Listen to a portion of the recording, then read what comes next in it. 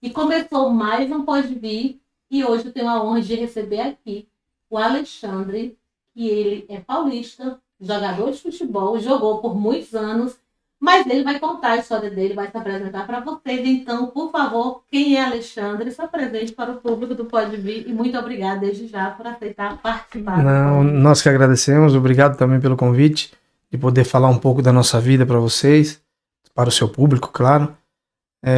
Joguei futebol por muito tempo, né? Joguei dos meus 16 anos até os 36 anos, 35 anos como jogador profissional. E depois fiz curso de treinador aqui mesmo na Áustria.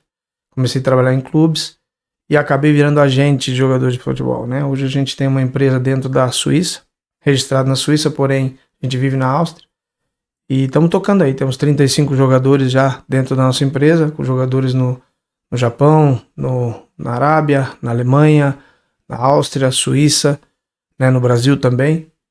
E estamos aí, estamos trabalhando e buscando cada vez buscar mais talentos, né? Nosso objetivo é sempre pegar jogadores jovens que tenham talento para o futebol, colocar no mercado para que eles também tenham a oportunidade de vencer na Europa. Isso. Como foi? Vamos começar primeiro o Alexandre. Alexandre, antes do futebol, você nasceu em São Paulo? Você. Nasci numa cidade chamada São Carlos, no interior de São Paulo, e fui muito cedo para a Americana, onde eu me criei, fui com 1 ano e meio de idade. Americana em São Paulo? Americana em São Paulo também, 100 quilômetros de São Carlos mais ou menos. E ali me criei, ali comecei a jogar futebol ali naquela cidade. Porém, antes do futebol, trabalhei fiz outras coisas. Eu acho que hoje não se pode mais fazer isso, mas com 9 anos de idade eu já trabalhava. Com 12 anos de idade já trabalhava registrado. E com 14 anos eu parei de trabalhar para jogar somente futebol. Então, a partir daí, eu fiz a minha história dentro do futebol, claro. Com muito sacrifício, né? Antes não era como hoje, né? Não, a gente não tem as mesmas facilidades, não tinha as mesmas facilidades que hoje tem, né? Porém, com muito trabalho a gente chegou, com 31 anos, resolvi tirar minha família do Brasil e vim para a Áustria. Assim, por quê? Qual foi o fator principal foi que a dificuldade para se receber no Brasil era muito grande, né? Uhum. Apesar de ter jogado em bons clubes, Série B de Campeonato Brasileiro e Série A de Campeonato Paulista, os clubes não pagavam pontualmente. Uhum. Então eu comecei a pesar todos os prós e contras, né? E formação de filhos, já tinha 3 filhos na época. Comecei a pesar tudo isso e vi que era melhor vir para a Europa para que eles tivessem a oportunidade de estudar. E assim eu fiz. Melhor decisão que você tomou, né? Você acredita que foi a melhor decisão? Acredito não, eu tenho convicção de que foi a melhor decisão, né? Hoje, para você pagar uma escola no Brasil para 3 filhos particular, você vai gastar pelo menos uns 6 mil reais, né? Mínimo. No mínimo. E aqui não, aqui você tem o ensino que podemos dizer que é um dos melhores do mundo, né? A Áustria e a Suíça, a gente sabe disso. Graças a Deus os filhos todos estudaram aqui. O Felipe veio um pouco mais velho, com 10 anos. Porém a Ana Paula veio com 6 e foi alfabetizada aqui. Graças a Deus, né? Ela pode falar hoje pelo menos 5 idiomas. A filha do meio também fala 5 idiomas. A mais nova já fala 4 idiomas. Coisa que no Brasil a gente não ia ter essa facilidade, né? De terminar a formação deles. Por esse motivo eu escolhi vir para a Áustria. Eu acho que foi a coisa mais acertada que eu fiz na vida. Fez bem, também acredito. Como você começou? Qual foi o primeiro time que você jogou? Como foi que você começou a jogar? Você nasceu com esse talento, claro, né? Mas aí como foi? Chegou a determinada hora que você disse, não, eu quero jogar futebol, vou lutar pelo meu sonho. E qual foi o primeiro time que você jogou, assim, digamos? Que eu comecei a seguir o caminho, né? Como eu disse, como eu comecei a trabalhar muito cedo, eu não tinha tempo para jogar futebol, né? Era trabalhar e estudar. E jogar futebol somente nos finais de semana. E com 14 anos eu decidi que eu tinha que parar de trabalhar para somente jogar futebol. 14 para 15 anos, né? E conversei com meu pai concordou, porque eu ajudava em casa, já tinha meu salário, concordou. Então eu comecei a jogar futebol com 15 anos, num clube chamado Rio Branco de Americana. Era uma fase diferente, hoje esse clube tá passando uma situação bastante difícil, mas na época era um clube emergente no futebol paulista, tanto que a minha geração Nós tivemos 7 jogadores na seleção brasileira da minha geração. Uma coisa rara para um time de interior. Então o trabalho era muito bem feito lá. E graças a Deus cresci num clube também que podia trabalhar, né, com jogadores jovens. E dali eu segui para o mundo, segui para o Brasil todo. Quais foram os times assim mais conhecidos, digamos, que você jogou no Brasil? Eu joguei no Brasil em clubes como Botafogo de São Paulo, que é um clube conhecido. Joguei no Ceará. Ceará, meu No Ceará, que é um clube que eu respeito muito, tenho uma admiração muito grande pelo clube. Joguei no Criciúma, que são clubes hoje que estão na primeira divisão do Campeonato Brasileiro. Joguei em clubes de Série A e Série B de Brasil, né? Desculpa, de Série A de Paulista e Série B do Campeonato Brasileiro. Então são clubes que são conhecidos no meio do futebol. Joguei em 14 clubes no Brasil, que não é pouco. E depois, com 31 anos, eu vim embora. E como foi que você decidiu migrar para trabalhar? Porque você jogava, depois você parou de jogar, decidiu, né, aposentar a chuteira, digamos assim, mas aí não saiu do ramo do futebol, né? Continuou, só migrou para... Porque isso passa muito no futebol, né? Quem jogou futebol normalmente não estudou. Ninguém teve tempo para estudar engenharia. Então, quando você termina, queira ou não queira, o futebol também é uma faculdade, né? Porque você passa por todas as fases do futebol. Futebol de base, depois você passa no futebol profissional, depois você... quando termina a carreira com 35 anos, como eu terminei, então eu passei dos 16 anos até os 35 como jogador profissional. Então você começa a entender o mercado do futebol, você começa a entender como funciona o campo de futebol, e é um meio que você toma, você não consegue sair disso aí. Não consegue sair do futebol. E quando eu parei de jogar aqui na Áustria, eu tive a oportunidade de ser treinador, migrei para ser treinador, e depois eu comecei a observar que treinadores estrangeiros na Áustria não tinham muito espaço. Eles travavam o espaço do treinador estrangeiro. Quando eu percebi isso, percebi rápido, eu tive uma oferta para trabalhar numa empresa grande de agenciamento, que era a maior da Áustria na época, então eu decidi migrar. Porque eu acho que como treinador, se você é um treinador que tem a possibilidade de chegar a um grande clube, é uma carreira que você constrói. Porém, quando você olha à sua volta e percebe que vai ter barreiras para estrangeiros, o que você pensa? É melhor então eu migrar para outro segmento também dentro do futebol, né?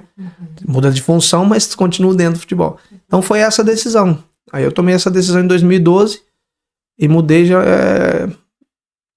para ser o agente de futebol. Trabalhei por 5 anos numa grande empresa, depois me tornei selbstständig, né? Trabalhar por então conta própria. Hoje eu tenho minha própria agência, sim, junto com o sócio. Como é ser um agente?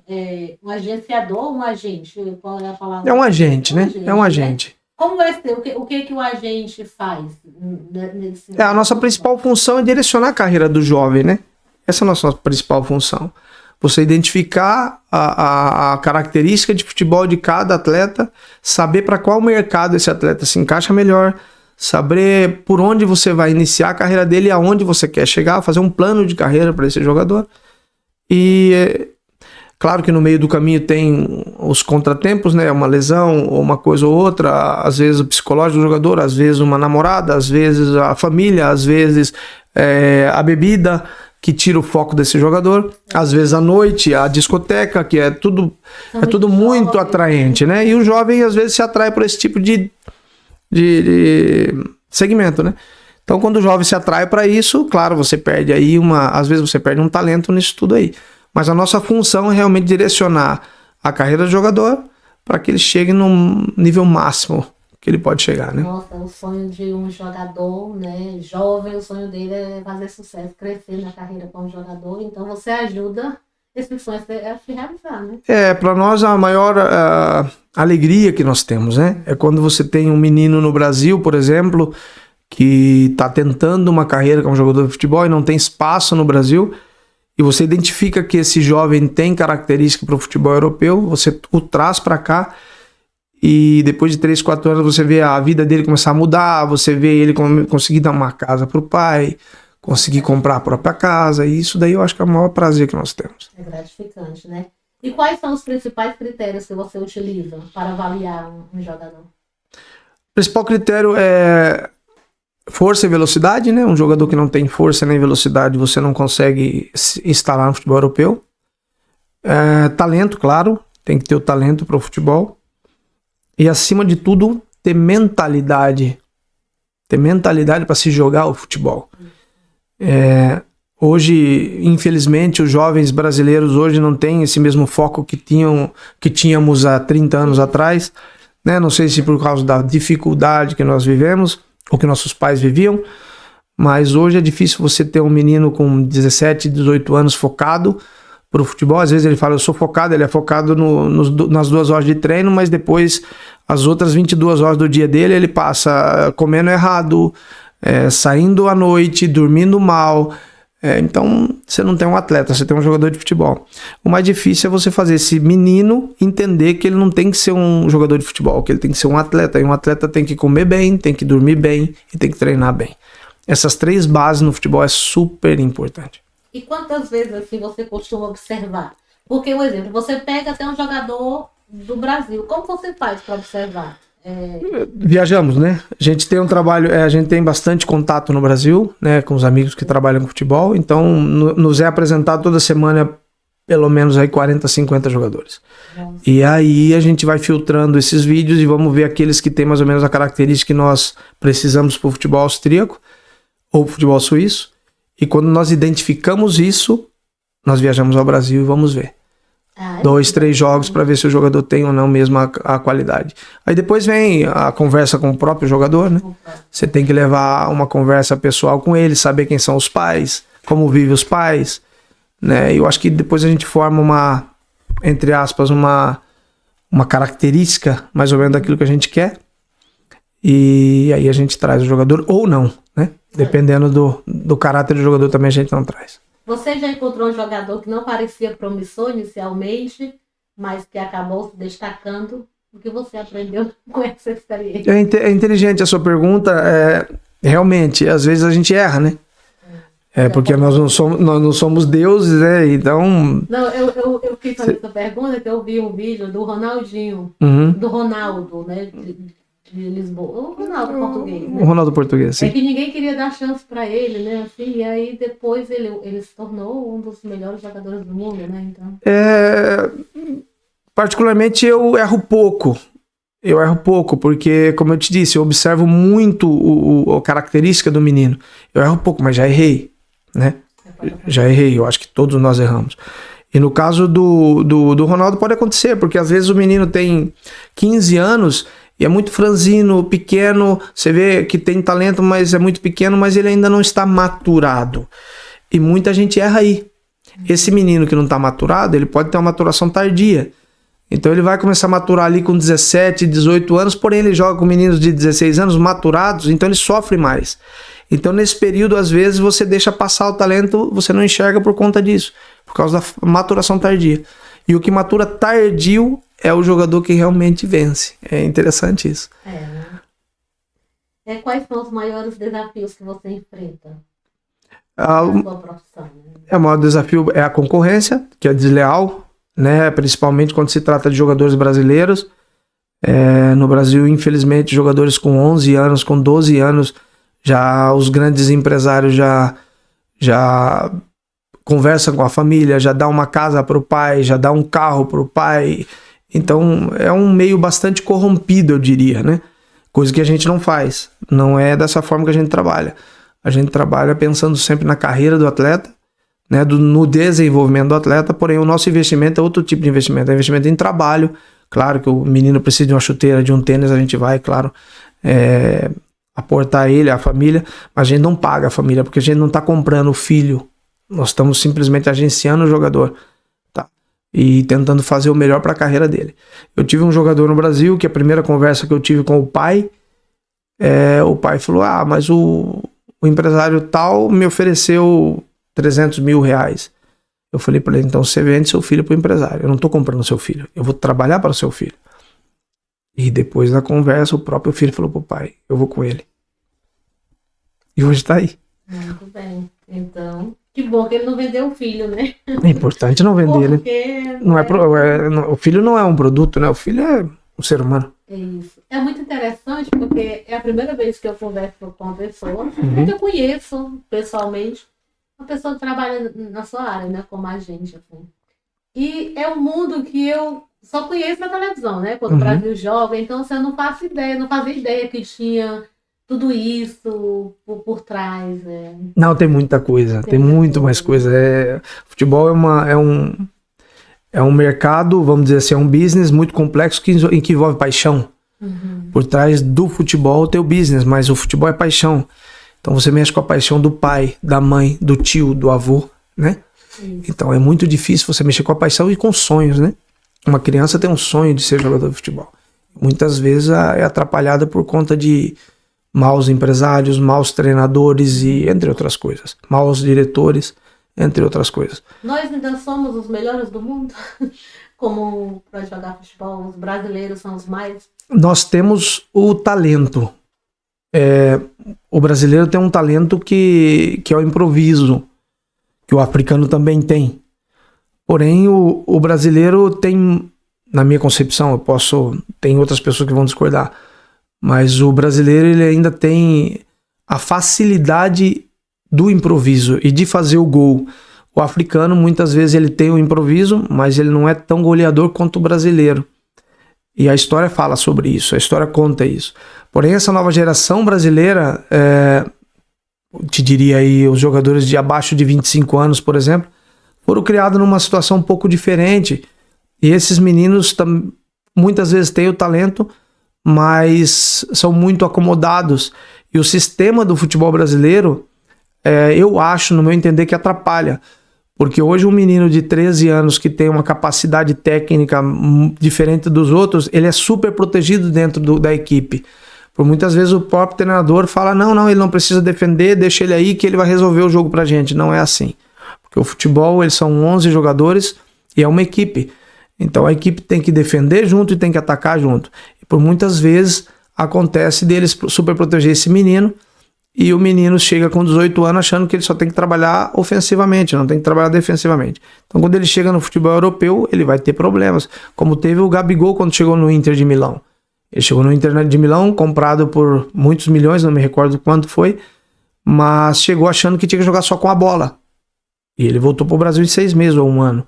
Não me recordo agora, acho que 1 ano. Então, e é um grande jogador. Porém, foi criado na base dizendo que ele resolvia o jogo com a bola. Não. O futebol, ele é coletivo ofensivamente e também defensivo. Então, acho que essa é a grande diferença do futebol brasileiro hoje. Que nós temos que voltar às velhas origens, que o jogador pode ter o talento que tem, mas ele não pode ser super protegido pelo treinador e nem pelo empresário. Muitas vezes o próprio treinador coloca esse jogador no banco de reservas e 2 horas depois o empresário está ligando pro diretor e falando, se ele não jogar, se ele não jogar nesse time aí, eu vou tirar ele daqui. Quem tem que sair? O treinador, por muitas vezes. Nossa. Então, essa hierarquia no futebol tem que voltar, né? Então, eu penso assim. Né? Realmente é um mundo que a gente não entende, mas eu fico muito feliz de ser portal aqui, de poder passar essas informações, porque realmente é muito interessante, né? A gente que tá fora não entende. É um pouco fora do cotidiano, né? Isso, não tem ideia. Como você lida com a pressão? Porque se você pega, né, essas pessoas. A maior pressão é que como eu estava te falando, você às vezes programa uma carreira para o jogador, você faz uma programação e no meio do caminho tem as pedras e alguns jogadores tropeçam nessas pedras. Por exemplo, você coloca o jogador numa equipe para ele se destacar, para ele jogar, para ele poder ter minutos.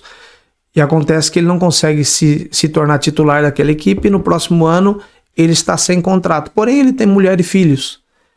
E você tem que recolocá-lo no mercado. Então, esse é o maior desafio. Você pegar um jogador que está em baixa no mercado e recolocar ele em um clube. Então, eu acho que para mim o maior desafio é esse, porque a responsabilidade nossa não é somente com o atleta, e sim com a família do atleta. Uma vez eu tinha um jogador aqui na Áustria, com 21 anos, e ele queria casar. Eu vou casar, a namorada fazia faculdade no Brasil, e queria casar e vir para cá. Eu falei, o seu contrato vence em 6 meses. Você não vai casar. Você só vai casar depois que você renovar seu contrato. E a namorada não gostou de ouvir isso, claro, né? E depois de uns 2 meses ele renovou o contrato. Fez um contrato de 2 anos. Se casou, porque eu não achava direito ele tirar ela da faculdade, trazer pra cá com o contrato vencendo em 6 meses. Poderia acontecer dele ficar desempregado, e aí eu não tinha a responsabilidade somente com ele, eu teria a responsabilidade também com uma família. Então, Mas porque você pensa como um pai. exatamente. Então, passou o tempo, ele renovou por 2 anos, depois ele foi vendido para o futebol turco, e eu encontrei ela na Turquia pela primeira vez, depois dessa conversa. E ela me agradeceu. Então, é porque a gente tem que trabalhar dessa forma, porque nós temos um pouco mais de experiência de vida que os meninos, né? E hoje, graças a Deus, esse menino tá bem, tá jogando na Arábia, estão casados, tem uns filhos, tá tudo bem. Existe uma diferença? Quem paga mais ou não? Depende sempre do jogador. Não, tem a diferença, tem muita diferença. Depende do mercado que o jogador tá jogando, se o jogador joga no mercado emergente, como o mercado inglês, por exemplo, é o mercado que mais paga hoje no mundo. Se você joga no mercado como o mercado espanhol, é um mercado que também paga muito bem. Italiano, França, Alemanha, são mercados que pagam muito melhor que os outros. Porém, tem alguns mercados aí que não são tão emergentes. Porém, alguns jogadores segunda classe, vamos dizer assim, né? Tirando os jogadores de Champions League, de grandes clubes, segunda classe, você consegue ganhar muito mais dinheiro nos mercados inferiores, como o mercado russo, como o mercado da Arábia, do Emirados, do que no futebol suíço, por exemplo. Suíça é um país rico que todo mundo conhece, porém para o futebol não é um mercado que se paga muito no futebol. E eu diria a você que o Brasil paga mais que a Suíça. Isso é até estranho falar, né? Porque você pega o salário de um funcionário comum na Suíça, ele ganha pelo menos 5 vezes mais que ganha o brasileiro, né? E aí você pega o jogador de futebol da Série B do Brasil, ele ganha pelo menos 4 vezes mais do que ganha o jogador na Suíça da Série B. Então é um disparate, né, falar isso. Mas é assim. É interessante saber. Eu achei que a Suíça era um dos países que pagava melhor os jogadores. Não, no futebol não. No futebol não. Paga-se bem, porém não é o que muitos pensam. Não é como na Espanha. Não, a Espanha, a La Liga, como eu te falei, o futebol inglês. Porque o que acontece? O futebol inglês está falando da Inglaterra. Inglaterra. Quando eu falo futebol inglês, é Inglaterra. Porque a Premier League da Inglaterra ela é vendida para o mundo inteiro. E é o campeonato mais caro do mundo para se comprar. Então, se a Globo, a ESPN no Brasil, ou o Sport TV for comprar o campeonato para passar no Brasil, ele não vai pagar o que ele paga para transmitir um futebol suíço. Então, é caro para se transmitir. Então, quando você tem um futebol caro como esse, claro que os jogadores ganham mais. Os superstars vão estar tudo por aí. Como você avalia a mentalidade e a atitude de um jogador fora de campo? A gente presta atenção nos movimentos que ele faz. Por exemplo, se o jogador consome álcool, por exemplo. Não pode, né? É proibido. Não sou contra o jogador tomar uma cerveja. Não sou contra. Eu acho que o que não pode é tomar 5 litros de cerveja, né? E o problema é que um abismo chama o outro, né? Como diz na Bíblia, né? O jogador sai beber, ele bebe 1, 2, 3, 10 cervejas e vai parar onde depois? Isso. Né? A hora que vê ele tá na discoteca, 6 horas da manhã, 7 horas da manhã, tá indo para casa. Então eu acho que isso é contraprodutivo para a carreira de jogador de futebol, porque hoje o futebol é muito mais físico do que técnico.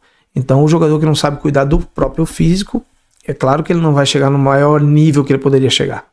Eu me lembro muito do Ronaldinho Gaúcho, né? Quando ele estava aqui na Itália, ele ia fazendo festa. Era sempre na discoteca, estava sempre nas manchetes, né? Porque o Ronaldinho ficou rico muito cedo, ganhou dinheiro muito cedo, virou superstar muito cedo, e com 28 para 30 anos ele já não queria mais.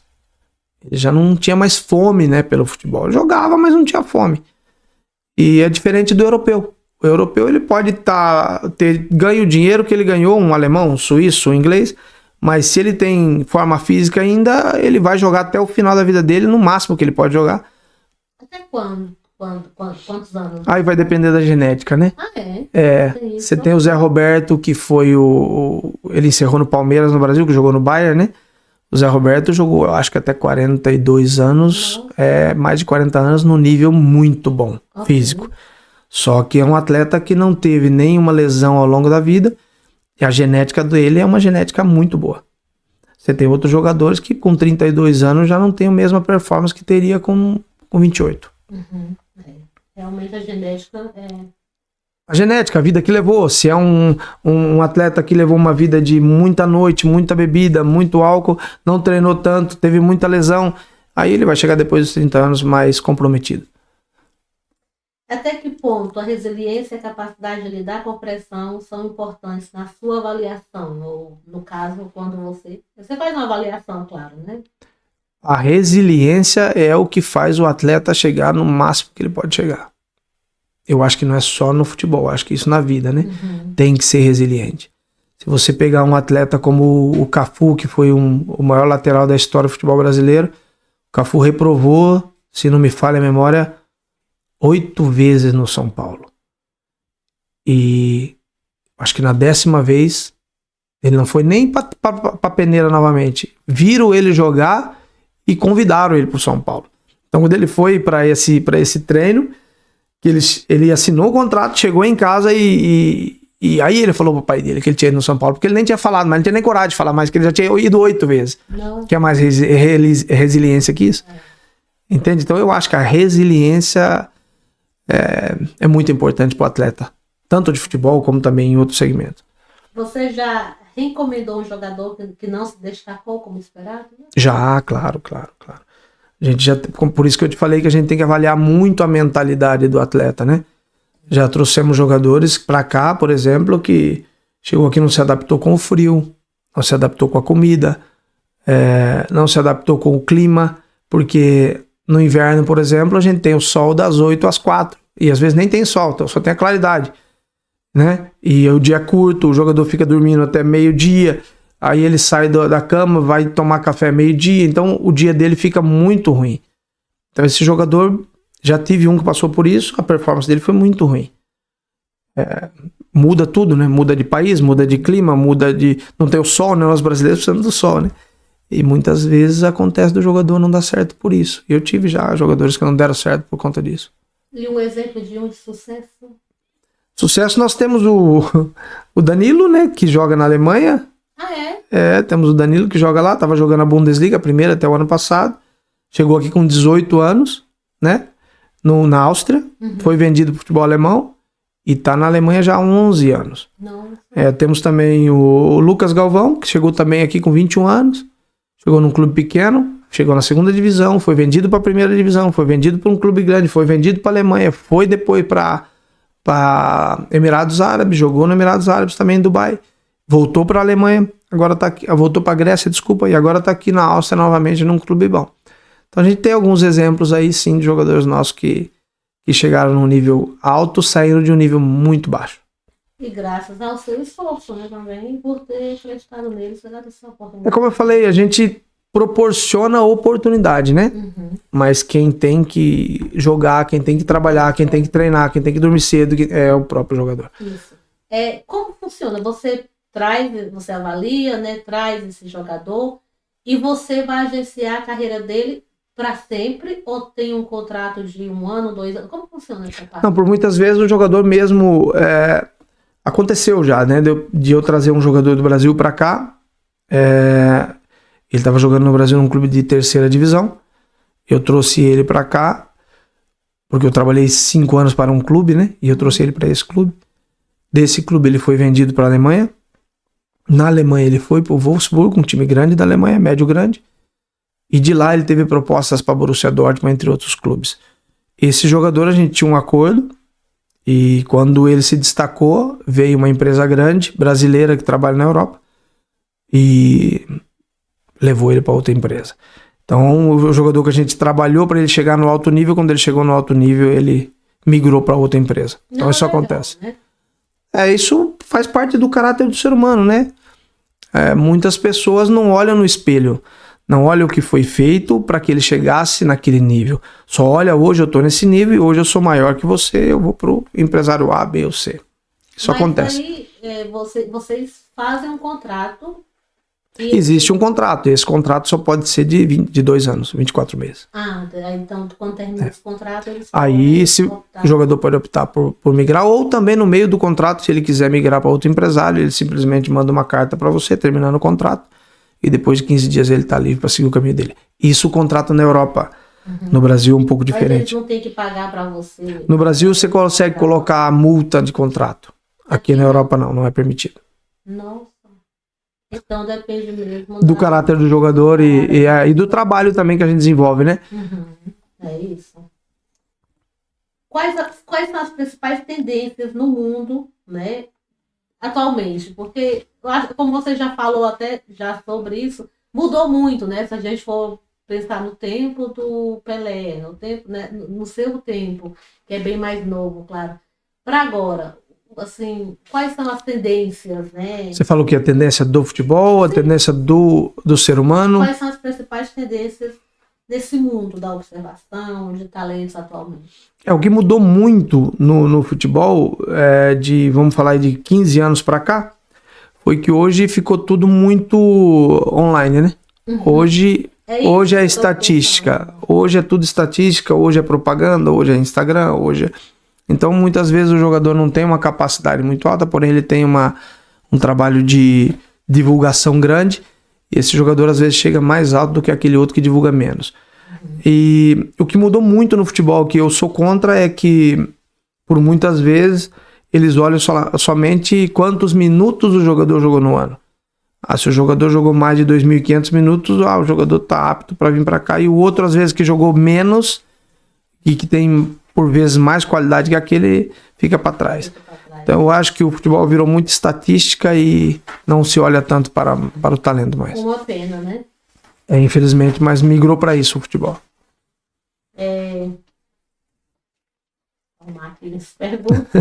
Você viaja muito, né? Bastante. Você viaja Bastante. Já viajei mais. Agora eu não quero viajar tanto, mas por vezes tem que viajar. A gente viaja assim. Quando tem que acompanhar o jogador, você, quando traz ele para cá, um exemplo, que você vende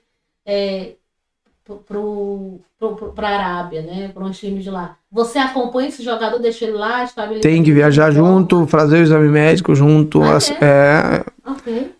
visualizar o contrato, né, mandar para o advogado o contrato para que o advogado também aprove.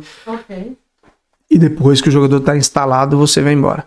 Mas é importante que o jogador também possa fazer o curso de inglês, né? Para que ele tenha possibilidade nesses países de se comunicar bem. Ele precisa, né? Porque a língua do mundo é inglês. Né? Mas a gente acompanha, sim. A gente acompanha bastante. E mesmo daqui você administra a carreira deles de longe, porque você é um empresário. Né? Exato. A gente fala com todo jogador nosso, a cada 2, 3 dias a gente tá falando. Cada coisa que muda no clube, ou se ele vai jogar, se não vai jogar, se ele foi para reserva ou não, ele nos comunica, né? E a gente fala assim, o tempo todo. Eu tive um jogador agora que estava com problema de, não vou falar depressão, né? Muito forte falar depressão, que ele não estava com depressão, mas estava mal, porque a mulher não estava com ele.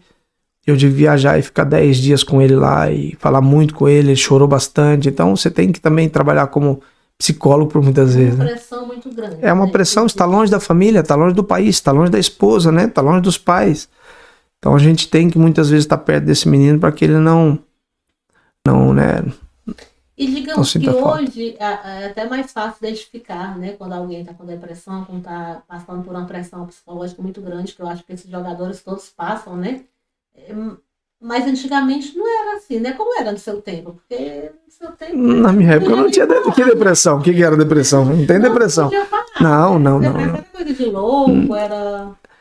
Mas é como eu disse, é uma nova geração, né? É a geração online, que tudo é muito rápido, né? A informação, ela aconteceu alguma coisa no Japão agora, a gente recebe no telefone e em 2 minutos a gente já está sabendo o que está acontecendo. Então eu acho que está muito rápido tudo. Então eu acho que cria uma certa ansiedade no ser humano, né? Isso. Eu acho que por esse motivo a gente tem mais depressão hoje no mundo. Mas na nossa época não tinha depressão, não. E os tempos hoje são mais fáceis, né? Uma vez eu ouvi uma frase que dizia: tempos difíceis constrói homens fortes, claro. Claro, eu penso assim também. Eu creio que é assim, né? A Bíblia também fala que é assim, né? Você é evangélico? Sim, somos evangélicos. Família toda, a família toda, sim. Berço, assim, pai, mãe? Não éramos católicos, né? Fui batizado na igreja católica, porém hoje minha família toda é evangélica. Toda. Minha mãe, meus irmãos, todos. Você pensa em voltar para o Brasil um dia? Não. A primeira pessoa que eu escuto. Não, bem rápido. Não penso, de verdade não penso. A Ana Paula quer voltar, tua filha.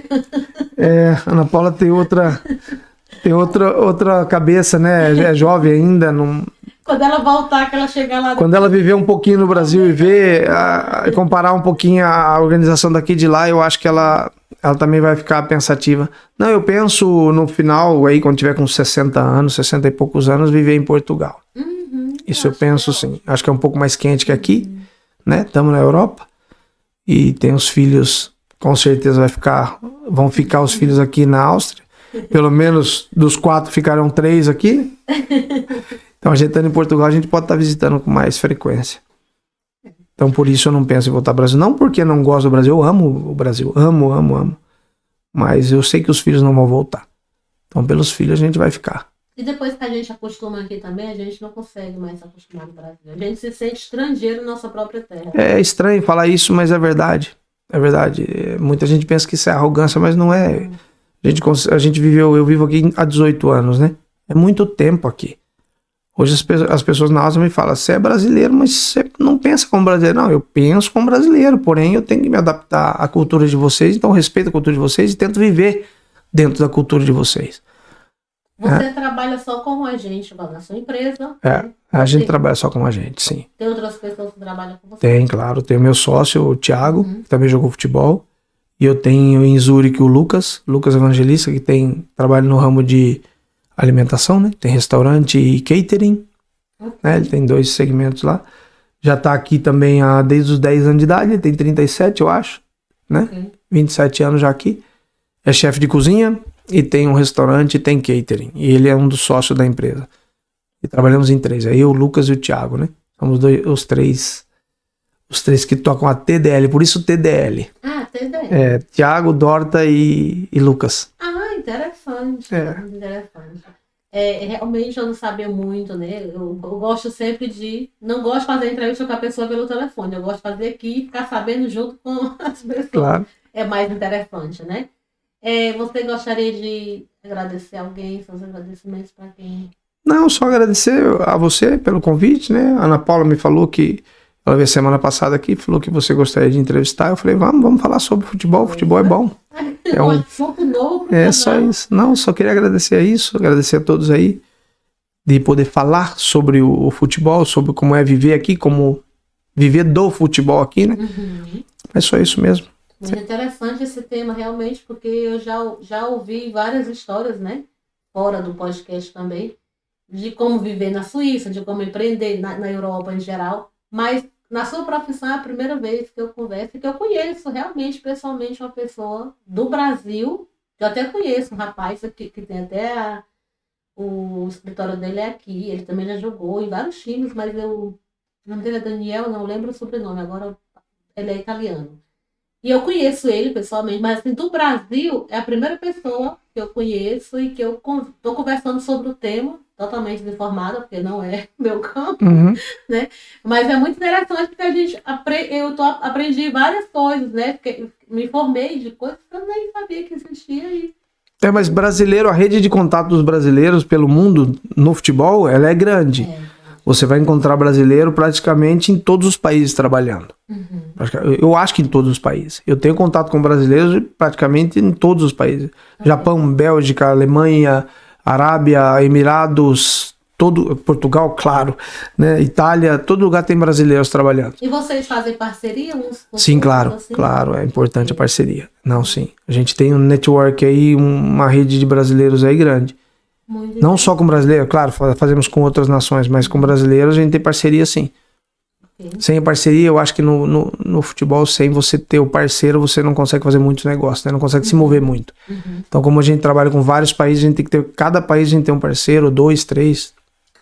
Então, como a gente está terminando o Pode Vir, geralmente, quando eu entrevisto uma empreendedora, eu pergunto como a pessoa faz para comprar o seu serviço, para te procurar. No seu caso, eu não sei o que eu digo. Então, a pessoa tem um filho que joga futebol, entra em contato com você, ou não. Você que procura as pessoas que você quer agenciar. Não é uma coisa que, eu vou mandar um currículo do meu filho. Não funciona assim. Não, a gente não trabalha dessa forma. É claro, a gente tem o Instagram da empresa, que é da TDL Sport Management, né? Ok. A gente tem lá o Instagram, quem administra não sou eu, é o meu sócio. Eu nem sou muito ligado a Instagram, não. Se quiser mandar alguma coisa lá, claro, a gente vai observar com muito carinho. Né? A gente procura, como eu te falei, trabalhar sempre com meninos jovens, né? Jogadores até 22 anos. E jogadores que têm realmente o potencial para estar aqui. Como eu te disse, a gente recebe toda semana 40, 50 jogadores, né? E dos 40, 50 jogadores que chegam, por muitas vezes, nenhum tem a qualidade para jogar na Áustria. Não é que não tenha qualidade. Esse jogador, às vezes, não joga na Áustria e vai jogar na Inglaterra. Às vezes, não joga na Áustria e vai jogar na Espanha. Às vezes, não joga na Áustria e vai jogar no Flamengo no Brasil. Né? E tem jogadores que jogam na Áustria e não vai jogar no Flamengo nunca. Entende? Então, tem que ter a característica pro futebol daqui para que a gente realmente tenha interesse em trazê-lo. Com certeza. Então, Alexandre, muito obrigado por ter aceitado participar aqui do nosso Cast Pode Vir. E foi muito bom ouvir suas experiências sobre o seu trabalho. Muito obrigado por compartilhar conosco aqui as suas experiências. Eu que agradeço, sucesso a você, que você possa crescer ainda mais dentro do seu podcast e da sua vida. Para nós todos. Muito obrigada. Amém, obrigado.